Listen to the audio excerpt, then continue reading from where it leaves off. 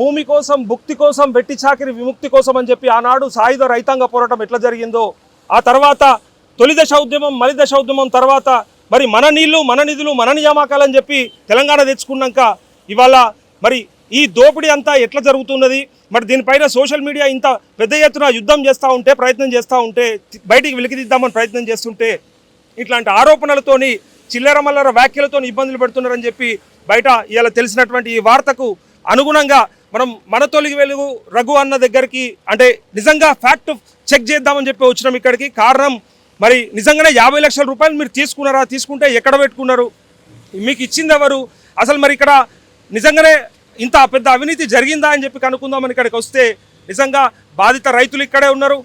చెరువుల కబ్జా కనిపిస్తూ ఉంది, పర్మిషన్ లేని రోడ్లు కనిపిస్తూ ఉన్నాయి, మరి 340 ఎకరాల విల్లాస్ కనిపిస్తూ ఉన్నాయి.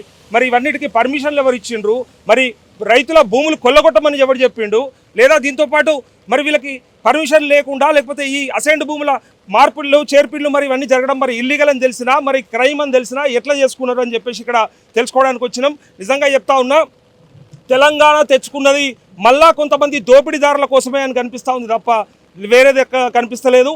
దారుణాతి దారుణమైనటువంటి పరిస్థితులు ఉన్నాయి. ఇలా తను డబ్బులు తీసుకున్నాడా అని చెప్పి అడగడానికి వస్తే తను డబ్బులు తీసుకోవడం కాదు, ఇక్కడ మేము నష్టపోయినాం, మేము బాధపడుతున్నామని చెప్పి ఇక్కడ బాధిత రైతులు కనిపిస్తూ ఉన్నారు.